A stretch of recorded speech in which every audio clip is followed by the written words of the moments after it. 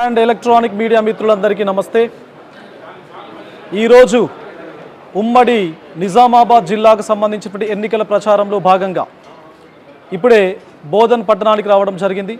ఇక్కడ మా మిత్రులు, మా శ్రేయోభిలాషులు, మా పార్టీకి సంబంధించినటువంటి బాధ్యులు పాండు గారు, అదేవిధంగా ఈశ్వర్ గారు, హీరాలాల్ గారు, మిగతా అసెంబ్లీ నియోజకవర్గాలకు సంబంధించినటువంటి బాధ్యులు, సో నా ప్రియతమైనటువంటి శిష్యులు, ఫ్రెండ్స్ అందరికీ కూడా వెరీ గుడ్ ఆఫ్టర్నూన్.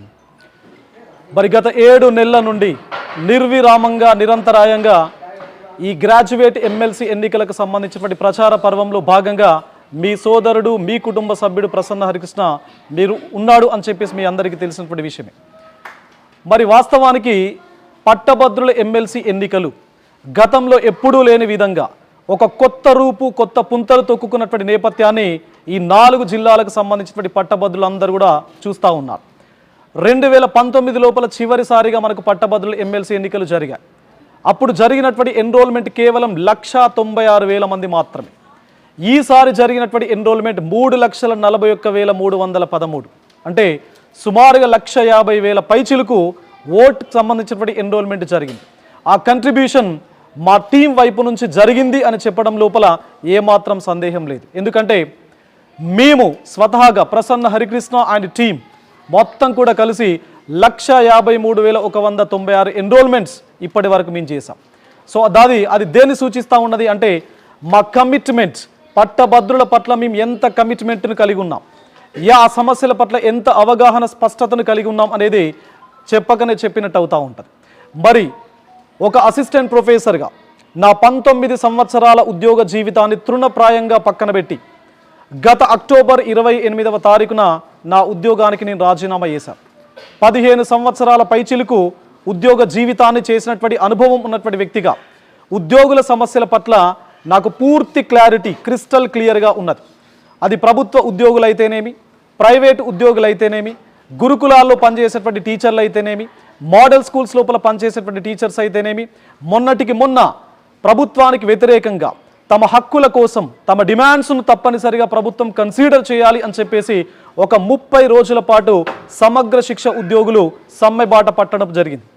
మరి ఆ నేపథ్యంలో ఒక ఉద్యోగి యొక్క హక్కును తప్పనిసరిగా రెస్పెక్ట్ చేయాలి అనేటువంటి ఒకే ఒక సదుద్దేశంతో ఈ 4 ఉమ్మడి జిల్లాల లోపల ఉన్నటువంటి కొత్త 13 జిల్లా కేంద్రాల లోపల జరుగుతున్నటువంటి ప్రతి సమ్మెను నేను అడ్రస్ చేయడం జరిగింది.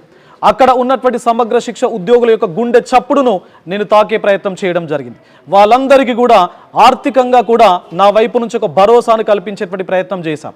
అదేవిధంగా ఒక 3 రోజుల క్రితం మెదక్ జిల్లాలో ఉన్నటువంటి చేగుంట దగ్గర 2 సమగ్ర శిక్ష ఉద్యోగులు యాక్సిడెంట్ లోపల చనిపోవడం జరిగింది. అయితే అన్ఫార్చునేట్లీ వాళ్ళిద్దరు కూడా ఆన్ డ్యూటీ లోపల చనిపోయారు. మరి ఆన్ డ్యూటీ లోపల చనిపోయినటువంటి ఒక ఉద్యోగికి తప్పనిసరిగా ప్రభుత్వం ఎక్స్గ్రేషియా ప్రకటించాలి. చనిపోయి 4 రోజులు అవుతున్నది, ఇప్పటి వరకు ప్రభుత్వం నుంచి ఏమాత్రం స్పందన లేదు. సో నేను ఎందుకు చెప్తున్నాను అంటే ప్రసన్న హరికృష్ణ ఈజ్ కమిటెడ్. ప్రసన్న హరికృష్ణ ఉద్యోగుల సమస్యలు తెలిసినటువంటి వ్యక్తిగా ఈరోజు రాజకీయ రణరంగం లోపలికి అడుగు పెట్టడం జరిగింది. మరి గత 18 సంవత్సరాల నుంచి నిరుద్యోగుల యొక్క జీవన గమనంలో నా జీవన గమనం మమేకం అయినటువంటి వ్యక్తిగా, నిరుద్యోగుల యొక్క గుండె చప్పుడును దగ్గర నుండి విన్నటువంటి వ్యక్తిగా, వాళ్ళ సమస్యల పట్ల పూర్తి స్థాయి లోపల అవగాహన ఉన్నటువంటి వ్యక్తిగా, వారికి సంబంధించినటువంటి నోటిఫికేషన్ల పట్ల, వారికి సంబంధించినటువంటి జాబ్ క్యాలెండర్ పట్ల, వారికి సంబంధించినటువంటి ఎగ్జామినేషన్ ప్యాటర్న్ పట్ల నాకు పూర్తి అవగాహన ఉంది. మరి వాళ్ళ సమస్యలు ఒక సరైన రీతి లోపల శాసన మండలి వేదికగా ప్రభుత్వానికి విజ్ఞప్తి చేయడం లోపల నా కాంట్రిబ్యూషన్ ఉంటుంది అనేటువంటి ఒకే ఒక నమ్మకంతో నేను నా పదవికి రాజీనామా చేశాను. నా ఉద్యోగానికి రాజీనామా చేశాను, భవిష్యత్తు తరాల ఉద్యోగాల కోసం. మరి ఈ కాంటెక్స్ట్ లోపల ఒక టీచర్గా, ఒక అసిస్టెంట్ ప్రొఫెసర్గా విద్యా వ్యవస్థ పట్ల నాకు ఒక నమ్మకం ఉన్నది, నాకు ఒక భక్తి ఉన్నది, ఒక పవిత్రత ఉన్నది. మరి విద్యా వ్యవస్థ తెలంగాణ లోపల బలోపేతం చేయడం కోసం ప్రసన్న హరికృష్ణ ఎట్టి పరిస్థితుల లోపల వెనకంచ వేయడు, ఎక్కడ కూడా డీవియేట్ కాడు, ఎక్కడ కూడా డిస్ట్రాక్ట్ కావడం జరగదు. నాకు ఒక క్రిస్టల్ క్లియర్ క్లారిటీ, ఒక విజన్ డాక్యుమెంటు భారతదేశమే కాదు ఈ తెలంగాణ రాష్ట్రం లోపల విద్యా వ్యవస్థ ఏ విధంగా ఉండాలి అనేది ఉన్నది. ఎందుకంటే అక్షరం ఒక పవిత్రమైనది. ఆ అక్షరాన్ని బలోపేతం చేయడానికి నేను వస్తున్నాను. ఆ అక్షరంతో గతం నుంచి ప్రస్తుతం వరకు నడుస్తున్నాను. ఆ అక్షరాన్ని ఆయుధంగా ధరించి ముందుకు వెళ్తున్నాను. మీ అందరు పట్టభద్రులు అవకాశం కల్పించి మద్దతు తెలిపి మీ ఓటు అనేటువంటి ఆయుధంతో ఫిబ్రవరి 27వ తారీఖున దాన్ని సరైన రీతి లోపల గనక ఉపయోగించి మీ సోదరుడు ప్రసన్న హరికృష్ణని గెలిపించి శాసన మండలికి పంపిస్తే తప్పనిసరిగా భవిష్యత్ తెలంగాణ లోపల అక్షర సేద్యం చేయడానికి ప్రసన్న హరికృష్ణ ముందుంటాడు అని చెప్పేసి ఈ 4 జిల్లాల పట్టభద్ర మిత్రులందరికీ కూడా నేను మీడియా ముఖంగా విజ్ఞప్తి చేస్తా ఉన్నా. మరి బ్యాలెట్ పేపర్ పైన ఫిబ్రవరి 27వ తారీఖున 3వ సీరియల్ నంబర్ 3 పైన ప్రసన్న హరికృష్ణ అనేటువంటి పేరు ఉంటుంది. దాని పక్కన మొదటి ప్రాధాన్యత ఓటును వేసి ప్రసన్న హరికృష్ణను మీరు ఆశీర్వదించి పంపాలి అని చెప్పేసి ఈ 4 ఉమ్మడి జిల్లాల పట్టభద్రులందరినీ కూడా మీ ద్వారా నేను రిక్వెస్ట్ చేస్తా ఉన్నా. మరి అసలు పట్టభద్రుల సమస్యలు ఏంటి? బేసిక్గా మనకు నిరుద్యోగులు ఉంటారు, ఉద్యోగులు ఉంటారు. మరి ఈ సమస్యల పట్ల మిగతా పార్టీలకు సంబంధించినటువంటి వ్యక్తులు ఎలాంటి కన్సర్న్ అయినా చూపించారా? అంటే గతం లోపల నిరుద్యోగుల యొక్క సమస్యలు ఎప్పుడైనా అడ్రస్ చేశారా? బోధన్ లోపల లైబ్రరీ ఉన్నది, ఆ లైబ్రరీ యొక్క గడప ఎప్పుడైనా తొక్కారా? నిజామాబాద్ లోపల లైబ్రరీ ఉన్నది, ఆ గడప తొక్కి నిరుద్యోగులు ఎలాంటి సమస్యలను ఎదుర్కొంటున్నారు, ఎలాంటి మానసిక వేదనను అనుభవిస్తూ ఉన్నారు అనేది ఎప్పుడైనా వాళ్ళతో ఇంటరాక్ట్ అయినటువంటి నేపథ్యం ఉందా? వాళ్ళ సమస్యలను అడిగి మీ సమస్యలతో మేము కొట్లాడతాం, మీకు వెన్నుదన్నుగా ఉంటాం అని చెప్పినటువంటి నేపథ్యం ఎవరైతే ఒకవైపు పారిశ్రామికవేత్త, మరొక వైపు ఒక కార్పొరేట్ విద్యా సంస్థల అధినేత. I'm not against the corporate system, I'm not against the industries, but the concern and my point స్ట్రేట్గా ఏమడుగుతున్నానంటే ఈ ఇద్దరికి పట్టభద్రుల సమస్యల పట్ల ఏమైనా అవగాహన ఉందా? ఎందుకంటే గత 18 ఏళ్ళు నిరుద్యోగుల కోసం ఉన్నాం, 15 సంవత్సరాల పైచిలకు ఉద్యోగ జీవితం గడిపాం. తెలంగాణ ఉద్యమం లోపల ఉద్యోగ సంఘాల పక్షాన ఆదిలాబాద్ జిల్లా లోపల నా కాంట్రిబ్యూషన్ ఉన్నది. ఆంధ్ర ప్రాంత దాష్టీకాలకు వ్యతిరేకంగా రవీంద్ర భారతి వేదికగా తెలంగాణ జూనియర్ లెక్చరర్ల సంఘాన్ని ఏర్పాటు చేయడం లోపల స్థాపక సభ్యునిగా ప్రసన్న హరికృష్ణ ఉన్నాడు. ఆ సంఘానికి రాష్ట్ర కన్వీనర్గా కూడా ప్రసన్న హరికృష్ణ పనిచేసిండు. ఆదిలాబాద్ జిల్లా పక్షాన డిగ్రీ లెక్చరర్ల సంఘానికి 2 సార్లు ప్రెసిడెంట్గా పనిచేసినటువంటి అనుభవం నేపథ్యం ఉన్నది. మరి ఈ కాంటెక్స్ట్ లోపల సమస్యల గురించి మాట్లాడే వ్యక్తిని మాత్రమే దయచేసి కౌన్సిల్కి పంపండి.